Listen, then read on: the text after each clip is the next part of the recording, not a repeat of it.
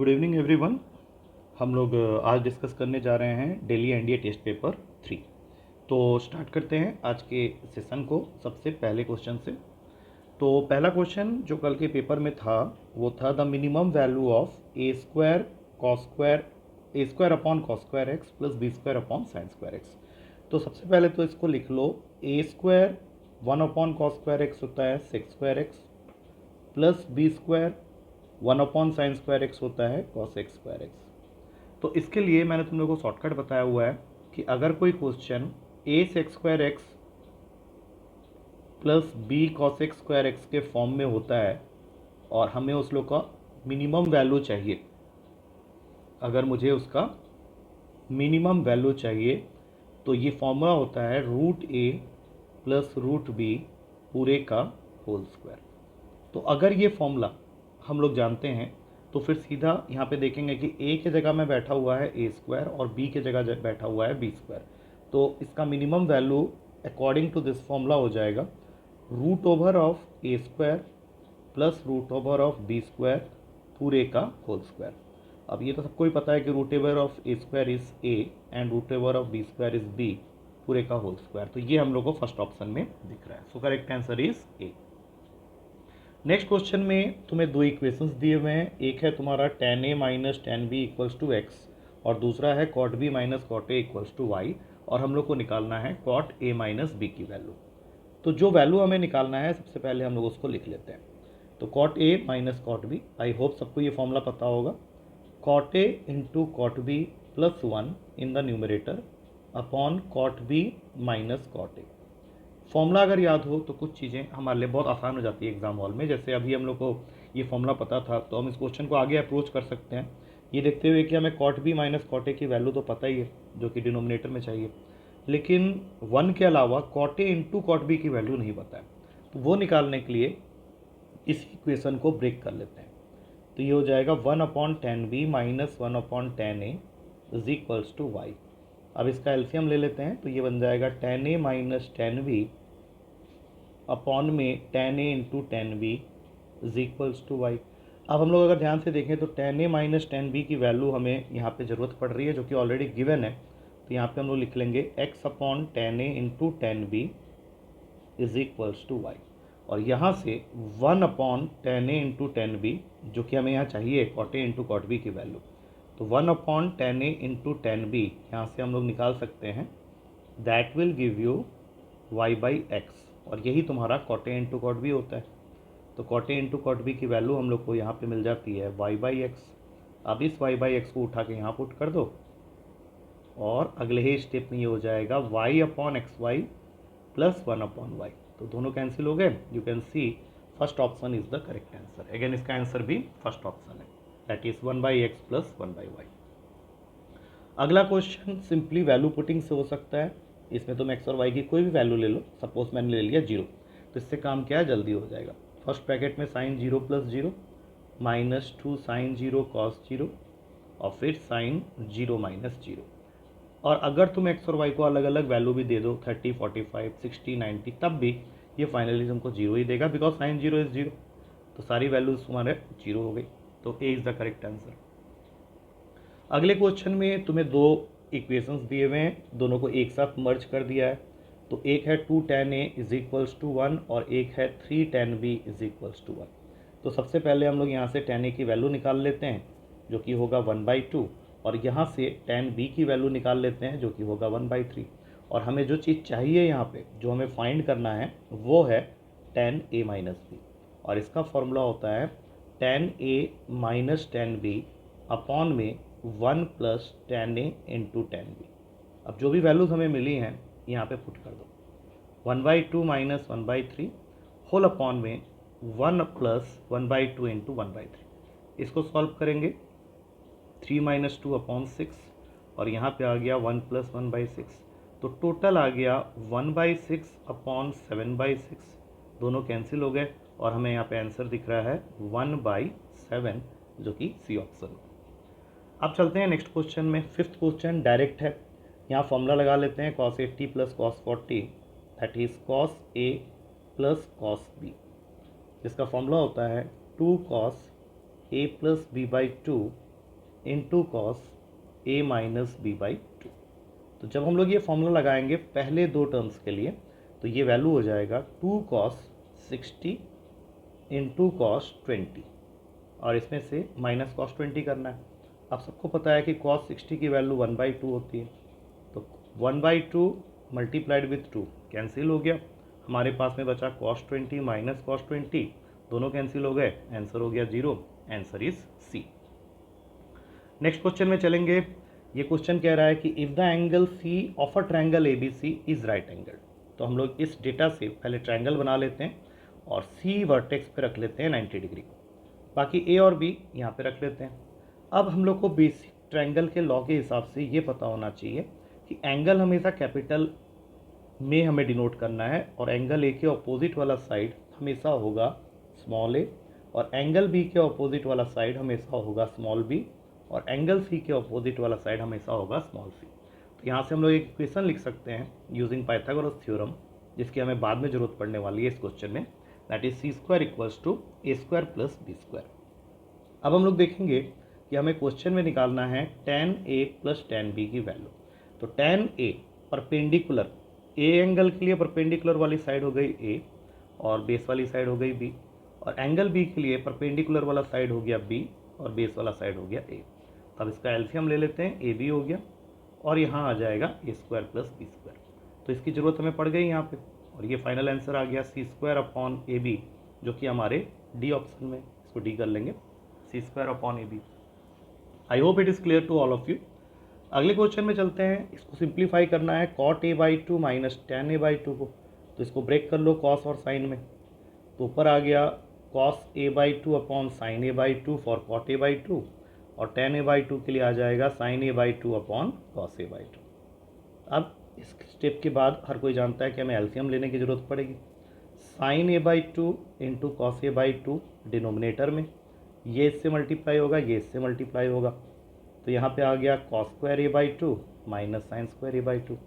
अब हम लोग सबको पता है कि कॉस 2a का फॉर्मूला होता है कॉस स्क्वायर ए माइनस साइन स्क्वायर ए, और यहाँ अगर हम लोग ध्यान से देखें तो इनका आधा किया हुआ है, मतलब a के जगह यहाँ पे आ गया a बाई टू और यहाँ पे भी आ गया a बाई टू। तो सीधी सी बात है कि अगर यहाँ आधा हो रहा है तो ये जो 2a है ये भी हाफ हो जाएगा, और इसका मतलब है कि हमारा जो न्यूमरेटर है उसको हम लोग रिप्लेस कर सकते हैं कॉस से। अच्छा, रूल के हिसाब से जब भी साइन और कॉस सेम एंगल के साथ आते हैं तो हमें उसको 2 से मल्टीप्लाई करना होता है न्यूमरेटर और डिनोमिनेटर में। तो ये 2 यहाँ बैठ गया, और नीचे साइन 2a का फॉर्मूला होता है हमारे पास 2 साइन ए कॉस ए, और यहाँ हमारे पास अभी आया हुआ है 2 sine A by two into cos A by two. जैसा पिछला वाला था बिल्कुल उसी तरीके से यहाँ पे ये एंगल आधा हो गया है, तो फिर साइन 2a का ये जो एंगल है ये भी आधा हो जाएगा, तो इसको रिप्लेस कर देंगे साइन ए से, और इसके बाद cos A upon sine A cot A होता है, तो 2 कॉट ए यहाँ डी ऑप्शन में है अपने पास आंसर में। अब चलते हैं अगले क्वेश्चन में, 8th क्वेश्चन। इसमें भी कॉट को कॉस और साइन में और कॉस ए को साइन में ब्रेक कर लेते हैं। कॉट ए को लिख लेते हैं कॉस ए बाई साइन ए, और कॉस ए को लिख लेते हैं 1 बाई साइन ए, तो ये बन गया 1 plus cos A upon sine ए।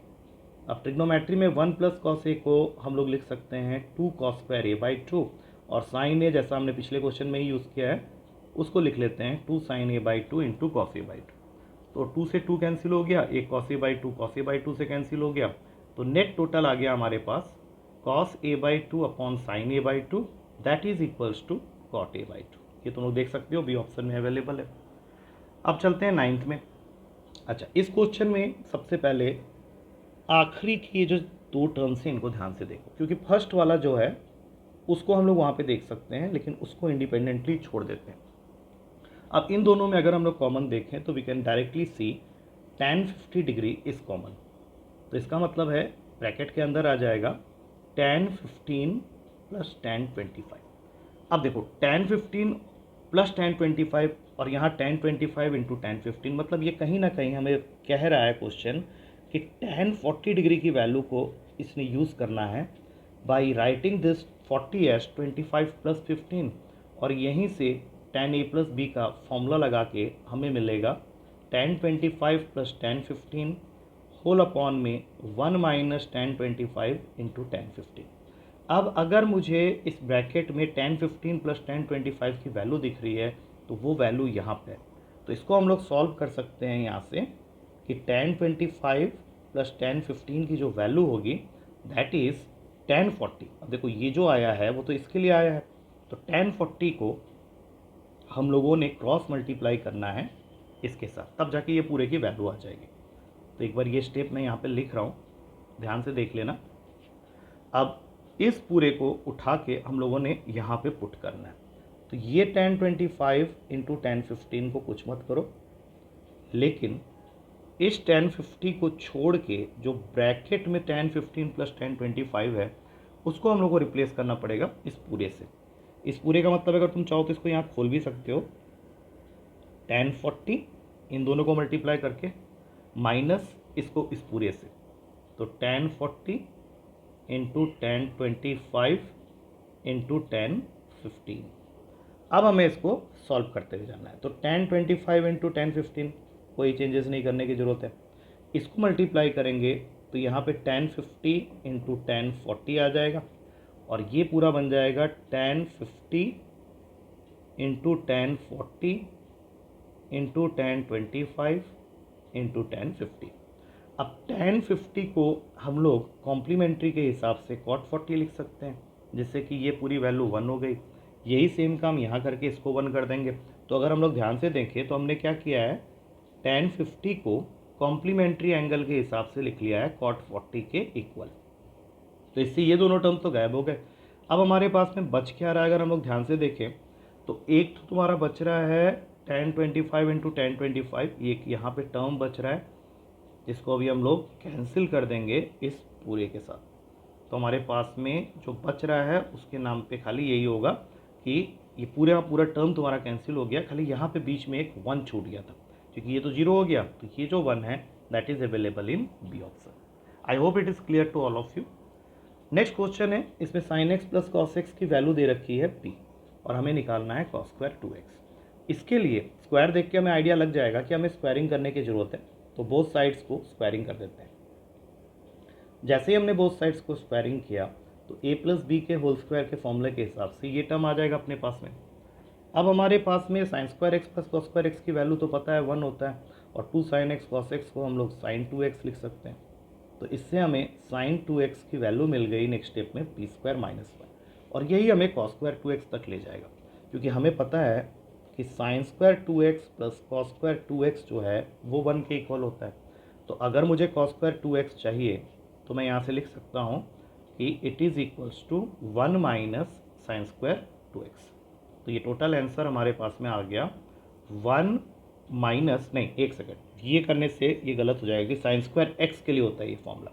तो इसलिए ऐसा करेंगे, साइन 2x का ट्रायंगल यहाँ से बना लेंगे। लेट दिस ट्रायंगल भी 2x, तो ये साइड हो गया p स्क्वायर माइनस 1 अपॉन 1, क्योंकि साइन 2x होता है परपेंडिकुलर अपॉन हाइपोटेनियस। तो हाइपोटेनियस में कुछ नहीं है तो वहाँ 1 लिख दिया। अच्छा, बेस निकालने के लिए we can use Pythagoras theorem. तो 1 square minus p square minus 1 का होल स्क्वायर पूरे का अंडर रूट।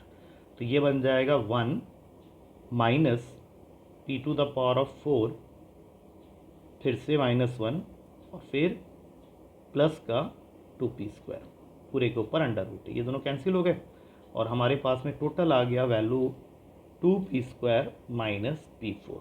अब यहाँ से अब देखो cos 2x की वैल्यू अगर मैं यहाँ से p स्क्वायर कॉमन ले लेता हूँ तो p बाहर आ गया, अंदर में रह गया अंडर रूट का 2 माइनस p स्क्वायर। लेकिन हमें तो cos 2x नहीं चाहिए, हमें चाहिए cos स्क्वायर 2x। तो इसका स्क्वायरिंग कर देंगे तो ये बन जाएगा p square multiplied with 2 minus p square, ये अंडर रूट हट जाएगा। C is the correct answer. I hope it is also clear. मैं फिर से एक बार एक्सप्लेन कर देता हूँ। साइन 2x की वैल्यू हमने निकाली यहाँ से p स्क्वायर माइनस 1, तो ये आ गया परपेंडिकुलर की जगह और 1 हो गया हाइपोटेनियस की जगह। बेस निकालने के लिए हमने पाइथागोरस थ्योरम लगाया, हाइपोटेनियस का स्क्वायर माइनस परपेंडिकुलर का स्क्वायर, सॉल्व किया, ये वैल्यू आ गई। और यहाँ से cos 2x की वैल्यू जो आई है इसको मैंने सॉल्व कर दिया था, एक्चुअली p स्क्वायर कॉमन लिया था। तो p स्क्वायर अगर तुम स्टेप में कॉमन लेते हो रूट के नीचे तो ये अंदर आ जाएगा 2 माइनस p स्क्वायर, और ये p चूँकि ये स्क्वायर के साथ में अंडर रूट के नीचे है तो ये बाहर आ जाएगा और ये बन जाएगा ऐसा। लेकिन हमें तो cos स्क्वायर 2x चाहिए, तो नेक्स्ट स्टेप में स्क्वायरिंग करेंगे और ये आंसर आ जाएगा।